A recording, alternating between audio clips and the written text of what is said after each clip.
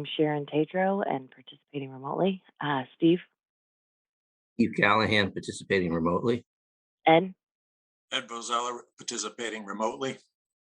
Jeremy, Jeremy Marset participating remotely, and I'm monitoring another meeting that I might have to jump onto, but that may be after 8 o'clock.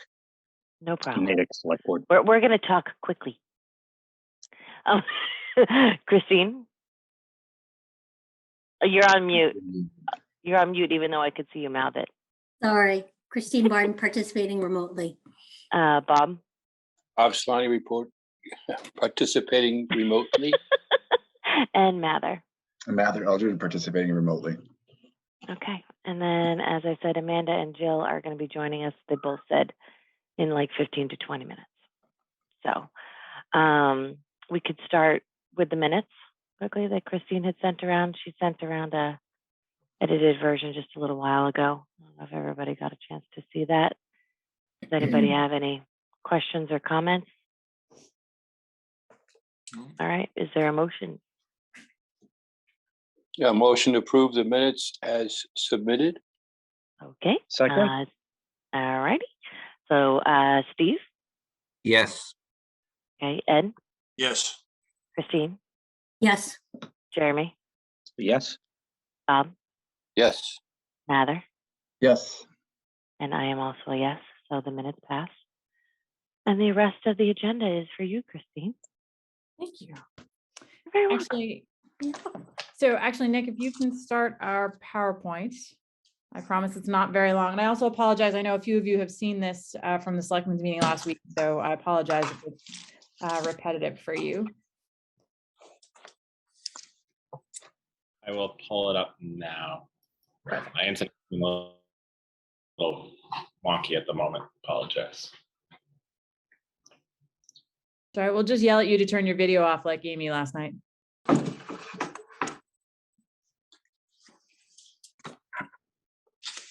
Wi-Fi doesn't want to behave.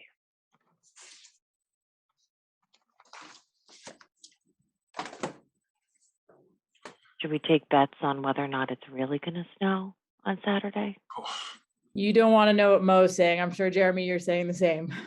Are you going with, do you agree it's going to snow, or do you believe this is all a bunch of hype, Jeremy? I don't know what to believe, because the weather service that we use has been real. Am I still on? Yeah, has been really good the last few years, but the last storm, it totally was off. It predicted twice the amount of snow that we actually got. So anyway, I'm not sure, but I was checking it this morning and it said 21 inches for Natick. So I hope that's not right. When's it supposed to start? Friday evening, but yeah, but not until like 8 a.m. Saturday to that, real snow. I swear every time I meet with Mo to talk about his budget and we talk about snow and ice, it's like literally a storm the next weekend. Well, then maybe you should stop talking to Mo about his budget. Mo and I are never talking about budgets again. Bob, that's going to be your job from now on.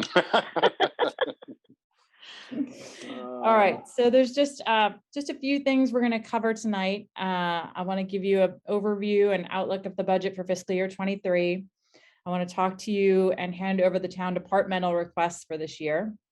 I want to talk about the financial policy and then have a brief discussion about our warrant articles. So let's start with the big picture for fiscal year 23. And I want to review some of the assumptions that we're making as we go through these revenue projections. We're formulating, as we formulate the full budget document for you, we're taking into consideration, we have very, very limited growth in state aid and no new sources of revenue. We're heavily reliant on our residential property taxes for revenue. And in terms of expenditures, we are facing increasing fixed costs in health insurance, retirement, and our property and liability. We are lucky fiscal year 23 that we have a strong free cash balance. Thank you to our financial policies. And our free cash was just certified last week. We also have federal stimulus or ARPA monies available for fiscal year 23 and 24. Although if you heard me talk at the Board of Selectmen last night, we've hit a minor roadblock with Norfolk County that we're trying to work through. And then next slide. So I think, actually, where am I? The revenue outlook. I think actually, if you can go to slide 4, the next slide, sorry, Nick, there. I think it just helps to look at this in a more visual format. And this is one of the things that Steve and Nick and I have been talking about, is representing our budget in a little more visual, which I think we're going to be doing with the Collins Center in our budget, so that you can, makes it a little more easy for everybody to understand. So we've made the following assumptions in our budget. We are obviously calculating the 2.5% on the levy. As we discussed with the Board of Assessors and the Board of Selectmen, you can see when you look at this chart, our heavily reliance on property tax levy. The cherry sheets were released tonight about an hour and a half ago. We have a 1.18% increase in our state aid, which is making us a little angry. So we'll talk about that later. Our local receipts are currently estimated to increase over our fiscal year 22 projections, but that's something we continue to revise, as you all know, almost on a daily basis. So taking into these revenue sources into consideration as we estimate the total available new revenue for the general fund budgets for both schools and towns will be approximately $1.6 million. Be slightly higher than that with the state aid numbers that we just got tonight. Okay, next slide. So this is just, I think, helpful for, especially for our new members, to see our increase in state aid over the prior fiscal years. And it's very disappointing to report that we have a 1.18% increase this year. So obviously, state aid is not keeping up with the increases in both our school and town budgets. Okay, and then local receipts. So this is something that, we have a little more flexibility when we're estimating this, but we're very conservative, as you know, when we're looking at this. Overestimating our revenues could require us to make mid-year budget cuts, and underestimating our revenues could cause us to reduce services and cut the budget more than necessary. So local receipts, as kind of a refresher course for all of us, includes revenue from motor vehicle excise tax, our local options meals tax, licenses and permits, which includes the building department, our alcohol licenses, and our dog licenses. You can't imagine the number of dogs we have in Medfield. And then we have the other receipts category, which includes our investment income, sewer betterments. And then we have other department revenue, and that includes items like the transfer station stickers, any ambulance revenue that does not go into the ambulance revolving fund, and then some of our solar credits, and then our lien certificates. Rentals is a small amount, and that's our cell towers, the post office, and our Kingsbury Club lease. And then we will just continue to review and revise these estimates as we go forward and start looking at the budget as a whole. And then I think this is one of our most fascinating ones to look at, the meals tax revenue. You can see the big dip that we had from March 20 of June 20, obviously where the pandemic started. And then you can see us start to increase. And I just think it's really great that our restaurants all pivoted to start doing takeout. Might have been helped a little bit by our cocktails to go. And then all of our residents who are thinking and buying local and, supporting our local businesses. And if Mike Pastore was here, this is where I would insert my economic development and blue picnic table slush fund. So that. And then let's see if we can flip to talking about our expenditures versus our revenues.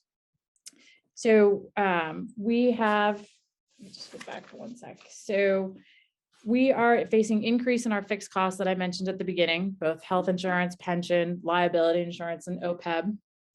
And those are based on the OPEB contributions based on our financial policies. And just a reminder that last year, our health insurance company provided the town and the employees a premium holiday, which allowed us to reduce our health insurance budget by a little over $350,000. So when you're looking at the town department budget request this year, the budget for fiscal year 23 includes the restoration of that $350,000 in that health insurance premium. We also anticipate having some more information on our fixed costs over the next couple of weeks. So town department outlook. When we began meeting with the department heads this fall, our guidance to them was to maintain level service budgets. And one of the goals we had in working with the department heads was the restoration of several positions that were eliminated back in fiscal year 21. And so we have proposed including that in the fiscal year 23 budget, and that includes 2 part-time and 1 full-time positions. We also have several new positions that we're proposing, 1 full-time position in the DPW as an assistant to Mo, and then we're also looking, the town clerk has requested a part-time position as the assistant town clerk in her office. So I know that most of you know we do not take the introduction of new positions lightly, and it's been several years since we've introduced any new positions. So we believe, based on the increased level of service and the department, what they're being required to do justifies the increase in these new positions. And as a reminder to you, in looking at the town budgets, we are currently negotiating both police and fire contracts, and that's not included in the cost estimates you'll get in the budgets tonight and in the next week. Christine, which are the 3 positions that are proposed to be restored? So those are, let me just go back. That is 2 part-time, which was 1 in the library, 1 in accounting, and the full-time was a highway department employee that retired that we did not fill. Thanks. So we lived without that for fiscal year 21 and fiscal year 22, and we keep increasing the amount of work that we're asking the Department of Public Works to do. They're now taking on the maintenance of the rail trail. We're trying to form a grounds maintenance department. So we're not going to be able to do those things if we don't start restoring some of the positions that were cut. Christine, could I ask a question? I just thought maybe I heard something incorrectly, but that person who retired, that 1 full-time person is the restoration of that position? Correct. That's part of your level service budget, I would assume. Not in addition. It's from 2 years ago. Oh, from 2 years ago. It's from 2 years ago. Yeah, we cut it back in fiscal year 21 when we made all of those cuts. So we lived without it for 2 years. I see. Okay. And I'm just going to mention that Jill has joined us remotely. Hi, Jill. Okay. All right, go ahead. Hello. Hi, Jill. All right, we can go. Any more questions, or I'll move on to the next thing. Go. Okay, so in terms of capital budget. So last year, as you remember, we created the Capital Stabilization Fund, and that fund can only be used for capital projects, debt service related to those projects, equipment, vehicles, public works improvements, essentially any non-building projects was created for that fund. The Capital Budget Committee started meeting this summer. Sharon and Jeremy were representative on that committee. We had to hold off on our final recommendations. We were waiting for clarification on being able to use our ARPA funding, our federal stimulus money. And as I reported last week, I thought I would have great news, and we were moving forward after my meeting with the county, but they have put a few roadblocks in our way in how we want to be able to use that funding. We are still moving forward. We're working with the delegation. So we're still moving forward, anticipating that between free cash and the federal stimulus money, we'll be able to fully fund the fiscal year 23 and 24 capital budget.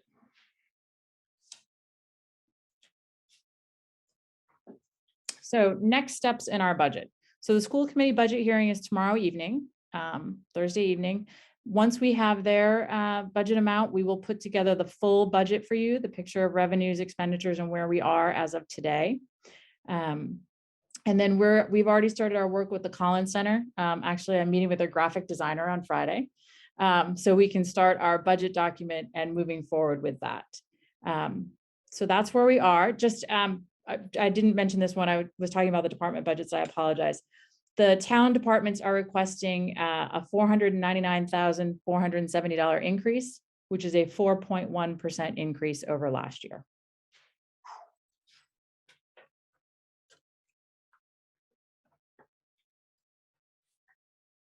I know that was kind of a quick and brief overview, so any questions, let me know. And obviously, as we move forward in the budget process, we'll go deeper into all of these.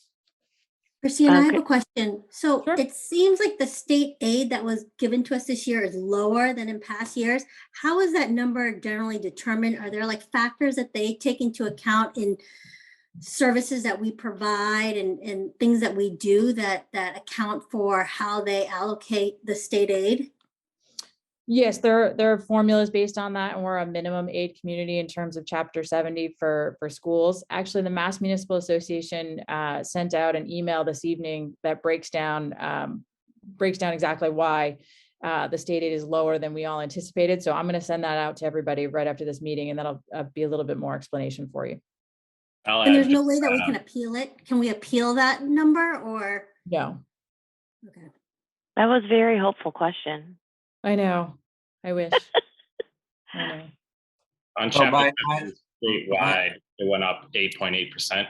And for Medfield, that resulted in a 1.1% for the chapter 70 education aid here in Medfield. So the state is putting a lot of money into chapter 70 education aid. It's just the way the formula works. It doesn't necessarily mean that money flows to communities like Medfield. Okay, that might have answered my question. So, because I heard last week the governor was putting a 2.7% number out there. So they for- kept referring to that, saying it was a 2.7% increase in state aid, but that was just the unrestricted local government aid. That didn't include the chapter 70 education. Okay, Yeah. So when you say the 1.18, is it those two added together? Is the Yeah, the total Yeah. increase. Yeah. Gotcha. So, and if you heard the governor spoke last night, for those of you not in attendance at the 7-hour selectmen's meeting, the governor, there's been a lot of talk of the amount of revenue the state has received in the last year, but there have been some significant tax cuts that were proposed last evening. So that may explain why our state aid is a lot lower. Cool. Mm. So Christine, I don't know if you're planning to cover this later, or I'll just ask now. Like, what would you recommend that our committee does? Because we don't have the budget yet. Like, do you want people reaching out to their department heads in the next I do. couple Actually, of weeks? we'll start that right now. We will send out a copy of the departmental budget request to you. We'll get that out to you within the next day or so. And then we'll send you the information for your individual department. But I would say go ahead and start setting up appointments and meeting with them. They're anticipating that now. Okay. Sounds good.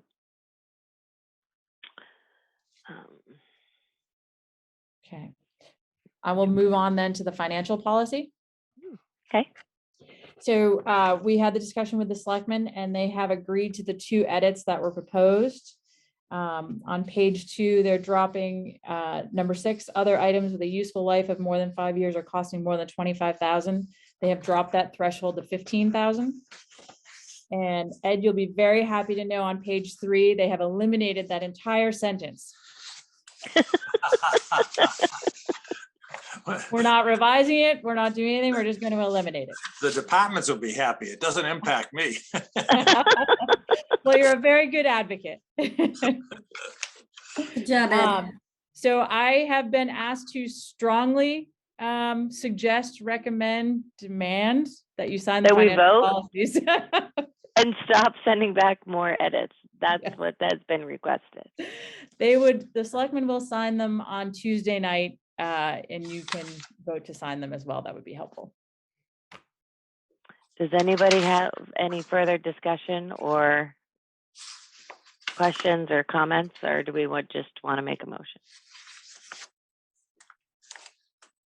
Even though it might have been a bullied request, I don't think it was, because we have talked about this at least probably 3 or 4 meetings. Yes, and the selectmen talked about it last night. They would very much like you to sign them. They would like us to stop They would sending like- edits back. Yes. Okay. well, I move that we approve the financial policy as revised and voted on a second time by the selectmen. Okay. Second. Second that. Yep. All right. So Ed, Yes. Steve, Yes, Jeremy. Yes. Bob, Yes. Jill, Yes. Christine, Yes. Mather. And I will also vote yes. And then there you go. So do you physically want us stopping by the town hall to sign it with our John Hancock? No, I think the vote is fine for right now. Okay. And then we'll figure out, hopefully we'll be back in person very shortly and then we can work on. We can signing. pass it around the table at Yeah. a later date. Okay. Let's Sounds do that. good. And then the last thing I had to update you on was and I sent it out just a little while ago, was the warrant closed last evening. And we have 25 warrant articles going into this year's annual town meeting. I know. It's less than 40. I know. As of today. As of today. As of today. And am You I know I'm gonna correct? I change mean, the I read numbers. through it. I didn't feel like there was a heck of a lot of controversy, but was that just me? No, in draft fact, list? we've been going through it several times today, making sure that we didn't leave anything out. This is the shortest warrant we've had in a while, but last year, as you remember, we had a carryover. It was almost 2 years worth of warrant articles at last year's town meeting. So we were hoping it would be slightly less full agenda for this year. I kind of read through the warrant and was like, dang, we might actually be able to not have a crazy, crazy long town meeting. That was my own hope when I read it. But, Agreed. we'll see. Okay. Well, that's good. So, I mean, and probably like, well, out of the 24, like how many are like consent calendar stuff? Like it seemed like a decent amount. So there's probably at least 5 or 6 that will go to the consent calendar. Yeah. So we're probably at like each of us only taking a couple, which will be good. I feel like you're jinxing us, but okay. Listen, just trying to be hopeful. Trying to be hopeful. All right. Well, I guess then what I would say is if people want to just take a look over the draft and if there's any in particular ones that speak to you that you would like to take on, then you shoot me an email and I'm happy to assign things to volunteers. Otherwise, we can just go through that later. But then I'm thinking like of meeting twice in February. So I sent you guys the dates for that before this. So I'm thinking that we'll just plan that we'll meet weekly in March. Are there certain days of the week that are just bad for people? Are Wednesdays okay? Or no? Yeah. Yeah. I only have one conflict on a Wednesday. Okay. Just the second. Okay. So, how about you, Christine? Do you normally Yeah, have I something? don't know right now. I mean, it depends on if I have like hearings. I'm just not You just sure don't yet. know. Okay. Yeah. All right. I think that in general, we're going to try to do, how are Tuesdays if we do the opposite of the selectmen meetings? Are those generally okay for people or no? Yeah. Yeah. Yeah. Jill, are you bad on Tuesdays? Is that where I remember? I just have to arrange for Okay. some care, but I can do that. It's no big deal. All right. Thursdays are the days that are not great for me. But Thursdays are the days that aren't great for you? Okay. Yeah. But Wednesdays, Tuesday's fine. Okay. So when Christine and I had chatted earlier, we decided to go with the Wednesdays because in general, Mondays just feel hard to do and a little bit rushed personally. So we'll do the next 2 on those Wednesdays in February, and then we'll figure out what the selectmen schedule is in March, and we'll go from there. But I think if we plan that we'll meet every week in March, and if we don't need them, we don't need them. We'll kind of see how that goes. All right. Then I think that if anybody, just over the next 2 weeks while you're talking to your department heads, if anybody has a department that you actually are ready to say something about, then the next Wednesday, because maybe it's a little bit less complicated or you had a chance to talk to them, just reach out to me and let me know and we can start to talk about things as we need to. So just let me know. It would be good to at least be able to talk about some by the 16th, just to keep it moving. So. Okay. Anything else? Christine, one more question. I think your opening statement was, you said total revenues were only going up, like, was it 1.1%? 1.6 million. 1.6 million. That was the available new estimated revenue. Okay. It sounds like we're gonna be eating up a lot of that, and some of the increased fixed cost with health insurance is gonna eat up, would you say, almost 300,000? And some of the others, yeah, you're probably looking at closer to $1 million after you take away those. All right, we'll get the numbers. Yeah. I'm getting ahead of myself. All right. Do you know when the police and fire negotiations will be complete? I don't. We're currently and actively bargaining now. We have had many discussions with them over the last couple of months that we would like to finish them in March. So as we're moving forward, that's been our target so that we can get them completed in time for the warrant. Okay. Selectman Peterson says hello. Hey, Pete. Well, I'm on with the warrant committee.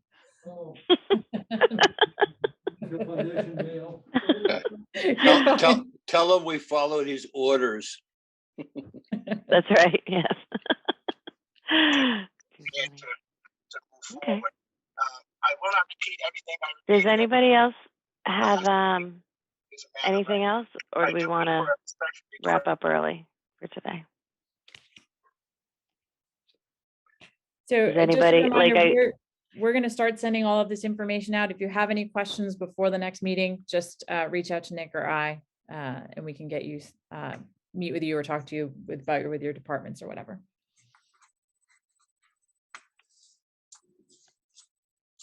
That sounds good. I mean, does anybody, I know that, at least 3 people here have never had to talk to somebody about their budgets before. Is it helpful to talk about that for a couple minutes for people? I reached out to Nick to schedule some time next week, so I think we're good on that front. Okay. Yeah, We're doing the same. I will Just- say all the department heads are very nice. The only one that bites is Christine. So There you go. Okay. Facts. oh, good. I don't know. Nick, I see Amanda's here. Do we want to let her in to be able to participate in the voting to adjourn? He loves these kind of meetings. Too funny. Okay. Is anybody going to be sad if we have a super short meeting and we end it?